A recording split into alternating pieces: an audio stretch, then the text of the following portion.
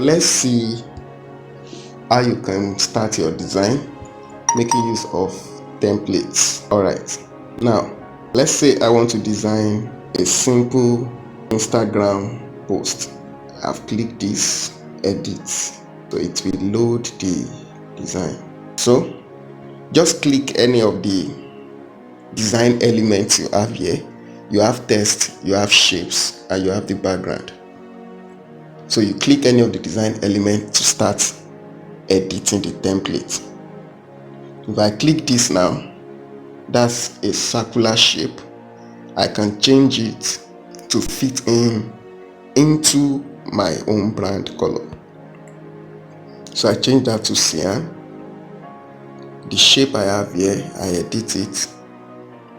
I'm going to put my second brand color there. I'm going to edit that. It's a little bit deeper than that. Alright, then I will change this background. Just click the background. I want to put image at this time, so I will search for an image that I want to make use of. You can either test it or pick any of the images you have here. It's okay. Alright, let me see any of this image that I can make use of. I think I love that food image. Don't mind me. Alright, then I want to change this yellow color. I want to put my brand color there. Change that. I think I'm okay with that now. It's alright. Then you click the text to change the text. You hold it, then you start typing. That's my text. I mark that. Then I move this up a little bit. Click the name Ellen Keller. Hold it to change it, and I will put smart with smartphone. I will change this color to my brand color. I will change this also to my brand color. I will change this background color. It's too deep for me. Let me reduce that. Let me make it white. Then I still want to do something about this.